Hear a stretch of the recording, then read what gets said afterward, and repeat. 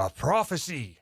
Doom approaches. Should this video be sponsored by Skillshare?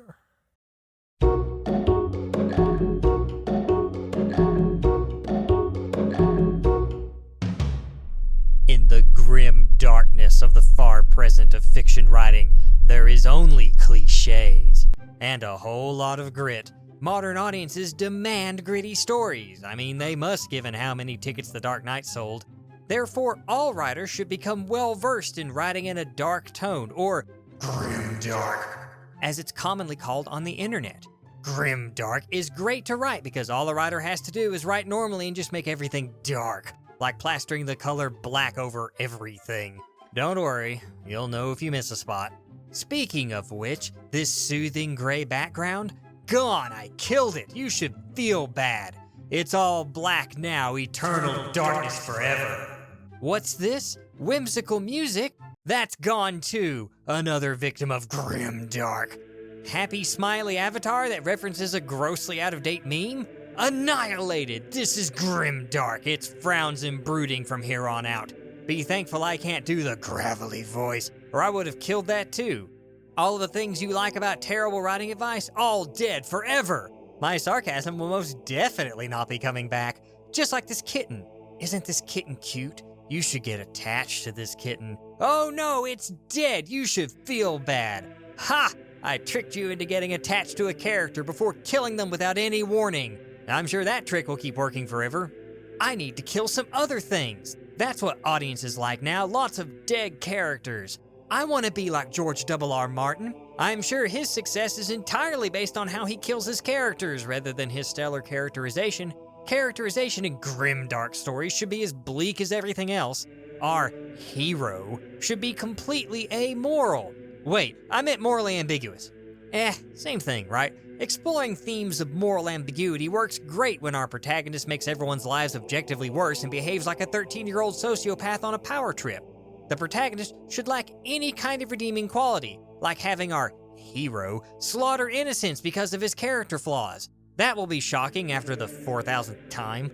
Even though our hero does as much, if not more damage than the villain, the writer will still make the story demand you root for him, even as he slaughters orphans along with the couples who were about to adopt them.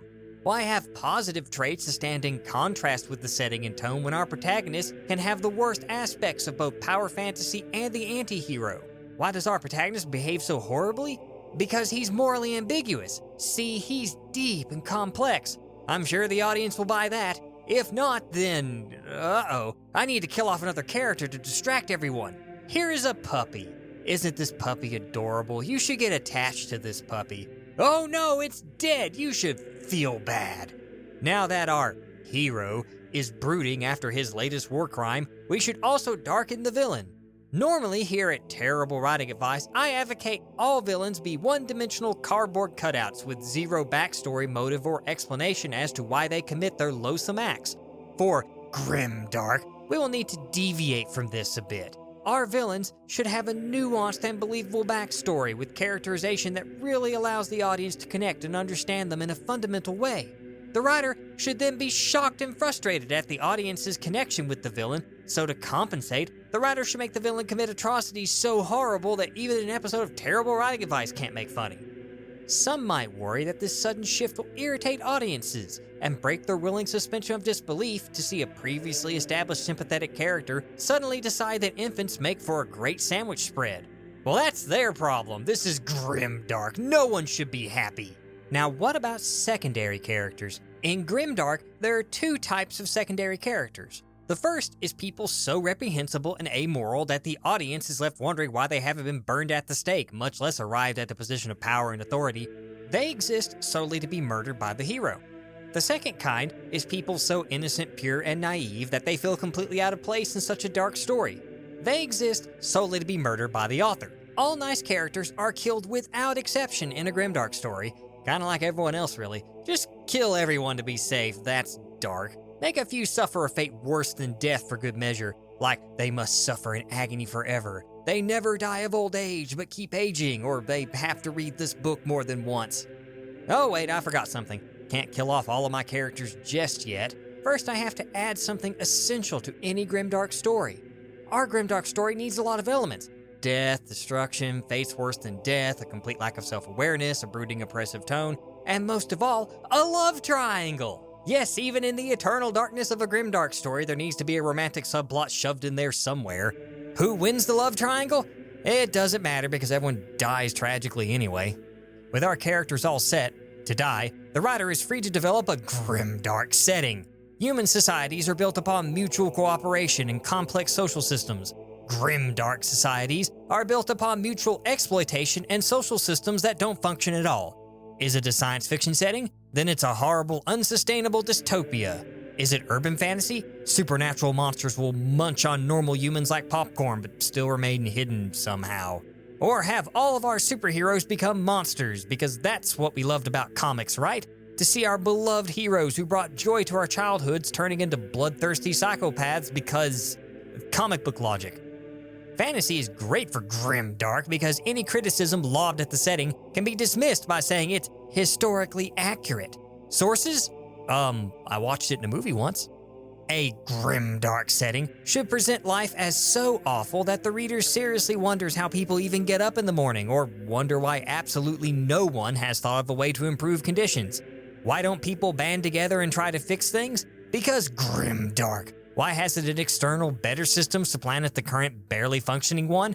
Because grimdark. How does such a woefully inefficient system manage the logistical nightmare of endless total war? Because I murdered a baby seal, that's why. You should feel bad. Don't forget to fill the setting with factions as awful as the characters. No need to consider or discuss exactly how these factions rose to power in the first place, or how they maintain their hold on a society despite having an approval rating that slips into the negative.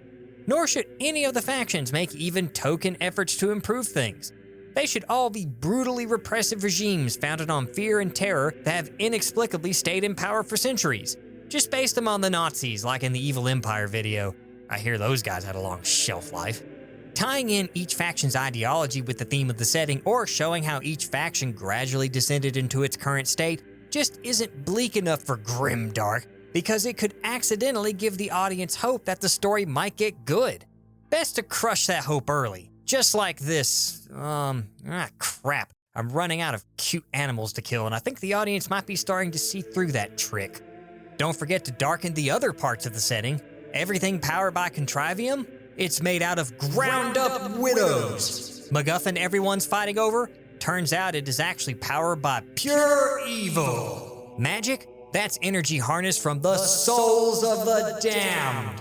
Hyperspace? You have to travel through Cthulhu's back lawn. Crude oil? That's made from ancient dead creatures. Don't forget to add a dash of cosmic horror. The universe itself is out to get the characters just as the writer is out to get the audience. Remember that grimdark is all about wearing down the audience by killing off characters and making things so hopeless and jaded that they just don't care anymore. Drowning everything in inky darkness is the best way to handle grimdark. Never should an author use contrast or humor to take the edge off. Just keep lumping on more and more endless blackness until the whole thing becomes a twisted parody of itself and one huge joke. Then when everyone's making fun of your setting, just double down and keep going into that dark void. And if a writer gazes long into grimdark, grimdark also gazes into you. And then it tries to sell you its merch. We will never let you have this video sponsored, Dark Lord. Yes, blah blah, heroic defiance, blah. I am in a hurry. JP keeps bugging me about the length of these character skits, as he calls them. I don't know what he's on about. I am the Dark Lord. I am the epitome of conciseness, the very form of succinctness. I never ramble. I move with terrible and evil purpose in all that I do. I do not repeat myself, nor do I fall into repetition. I am always to the point. What was I doing again? You were about to steal this video's sponsors, Skillshare, and inadvertently set into motion an ancient prophecy that will doom the entire terrible writing advice cinematic universe. I don't know what a cinematic universe is, but it sounds like it will make a lot of money. Unless you're DC. No, how did you get so powerful? Money. Oh, Speaking of which, now at long last I finally possess Skillshare. By tapping into the ley-line network called the Internet, I can access this vast store of collected knowledge. They have 20,000 classes in writing, design, business, technology, and more. Yeah, but you are forbidden. Foolish mortal! I need but a simple spell called a premium membership. Huh, that's an odd name for a magic ritual. Regardless, with this premium membership, you can have access to unlimited high-quality classes and gain ancient knowledge and power. Behold! First I shall absorb Susan Palmquist's class on writing point of view. Now I can jump into any character's head. Now I shall take a class on the Unity game engine. Surely that will allow me to construct an engine that can unify the world under my iron fist. No! Yes! Soon I will send my forces to skl.sh/TWA4 or through the magic portal link in the description below. They shall gain 2 months of Skillshare for free. And maybe they will finally learn something useful rather than lazing about in the dungeon all day long. Why do you keep explaining all this? What? Are you not supposed to do that? That's what they said to do in villain school. Now cease your stalling. Nothing you can do will stop me now. For the Empire! Son of a...